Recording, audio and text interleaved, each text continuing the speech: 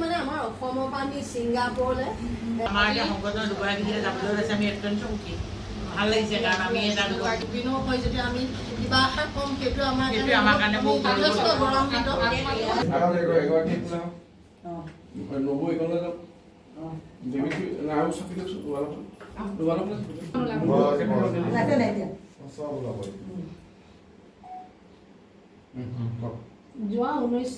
যোৱা 19 ছেপ্টেম্বৰ 2টা বজাত এটা ফোন পাইছিলোঁ যে জুবিন গাৰ্গৰ ছিংগাপুৰত মৃত্যু হৈছিল। সেই খবৰ পোৱাৰ লগে লগে যথেষ্ট হতভম্বিত হৈছিলোঁ আৰু সকলো আচৰিত হৈ মৰ্মাহত হৈছিলোঁ।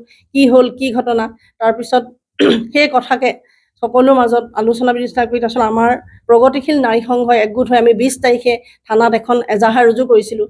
যিহেতু আয়োজক শ্যামকানু মহন্তই, সিদ্ধাৰ্থ শৰ্মা মেনেজাৰ, তেওঁলোকে জুবিন গাৰ্গৰ আমাৰ অসমৰ যিহেতু হিয়াৰ আমঠু অসমৰ সত্তাক ইয়াৰ পৰা ছিংগাপুৰলৈ লৈ গৈ অৱহেলা কৰি তেওঁ যি দায়িত্ব ল'ব লাগিছিল, তেওঁক যি ধৰণে তেওঁক ৰাখিব লাগিছিল, যি ধৰণে তেওঁক পৰিচালনা কৰিছিল, সেই সকলো তেওঁলোক বিফল হৈছিল। যাৰ ফলত এই অৱহেলা কৰাৰ ফলত জুবিন গাৰ্গে অকাল মৃত্যুক সাৱটি ল'বলগীয়া হ'ল। গতিকে এই কালপিতকেইটাক কঠোৰতমতকৈ কঠোৰতম শাস্তি পোৱা বিচাৰিছোঁ। যদিও তেওঁলোক এতিয়া জেলত সোমাই আছে, গতিকে তেওঁলোকৰ ওপৰত বিচাৰ চলি আছে। এই বিচাৰৰ কথা কৈ মই এইটোকে ক'ব বিচাৰিছোঁ, তেওঁলোকে যাতে যথেষ্ট কঠোৰ শাস্তি পায় তাকে কামনা কৰিছোঁ। আৰু এতিয়া যিহেতু ফাষ্ট ট্ৰেক আদালতত বিচাৰ হৈছে, সেই ক্ষেত্ৰত অলপ সান্তনা লভিছোঁ। কাৰণ প্ৰথমতে অলপ অসমীয়া গতিত যিহেতু বিচাৰ হৈছিল, এতিয়া ফাষ্ট ট্ৰেক আদালতলৈ অনাৰ কাৰণে আমি কিছু সকাহ পাইছোঁ। আৰু আমাৰ আশা আছে যিহেতু জুবিন গাৰ্গে ন্যায় পাব আৰু কালপিতকেইটাই নিশ্চয় শাস্তি পাব। তেওঁলোকে এনেকুৱা শাস্তি দিব লাগে দ্বিতীয়বাৰ যাতে এনেকুৱা আৰু অসমত তেনেকুৱা কোনো ঘটনা দ্বিতীয়বাৰ নঘটে। হয় হয়, আমি জুবিন গাৰ্গৰ ন্যায় বিচাৰি টিয়ক থানাত যিহেতু এখন এজাহাৰ দাখিল কৰিছিলোঁ টিয়ক প্ৰগতিশীল নাৰী সংঘৰ ফালৰ পৰা।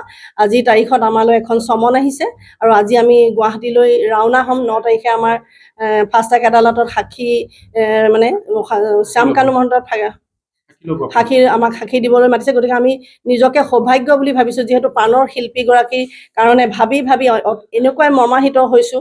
কি কৰিলে আমাৰ আত্মাই শান্তি পাব, অসমৰ ৰাইজে শান্তি পাব। কোনেও শান্তি পোৱা নাই, কোনো শান্তিত শুব পৰা নাই, কোনো শান্তিত খাব পৰা, কোনো শান্তিত থাকিব পৰা নাই। আমি এটাই বিচাৰিছোঁ, জুবিনৰ হত্যাৰ ন্যায় বিচাৰিছোঁ। জুবিনৰ হত্যা হৈছে বুলি আমি ভাবিছোঁ আৰু এক ষড়যন্ত্ৰ কৰি জুবিনক হত্যা কৰা হৈছে বুলি আমি অসমবাসীয়ে ভাবিছোঁ। গতিকে আমি জুবিনৰ ন্যায় বিচাৰিছোঁ।